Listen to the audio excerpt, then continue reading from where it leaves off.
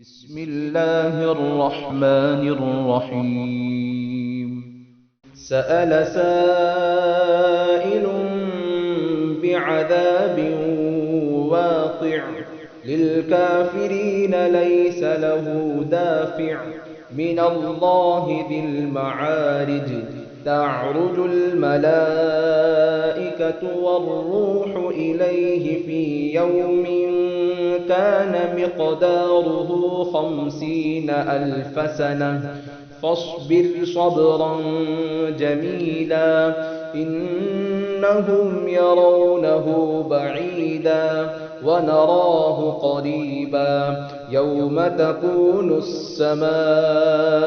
كالمهل وتكون الجبال كالعهن ولا يسأل حميم حميما يبصرونهم يود المجرم لو يفتدي من عذاب يومئذ ببنيه وصاحبته وأخيه وفصيلته التي تؤويه ومن في الأرض جميعا ثم ينجيه كلا إنها لظى نزاعة للشوى تدعو من أدبر وتولى وجمع فأوعى إن الإنسان خلق هلوعا إذا مسه الشر جزوعا وإذا مسه الخير منوعا إلا المصلين الذين هم على صلاتهم دائمون والذين في أموالهم حق معلوم للسائل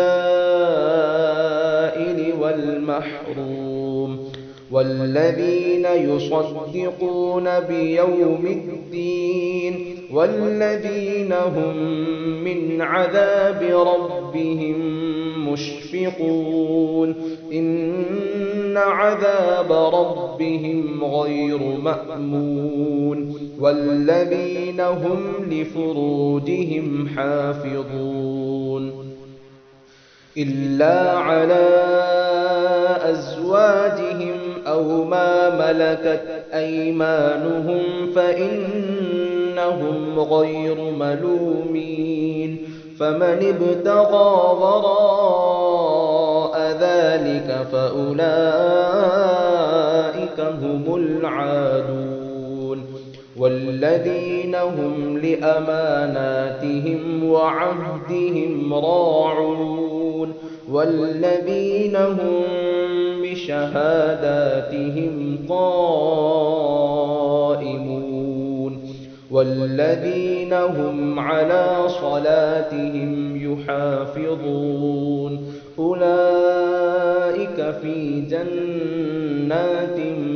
مكرمون فما للذين كفروا قبلك مهطعين عن اليمين وعن الشمال عزين أيطمع كل امرئ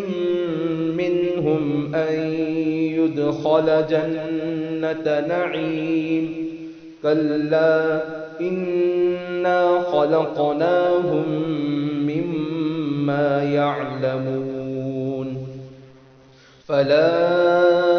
أقسم برب المشارق والمغارب إنا لقادرون على أن نبدل خيرا منهم وما نحن بمسبوقين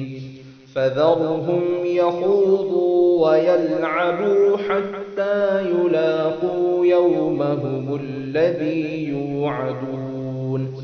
يوم يخرجون من الأجداث سراعا كأنهم إلى نصب يوفضون خاشعة أبصارهم ترهقهم ذلة ذلك اليوم الذي كانوا يوعدون.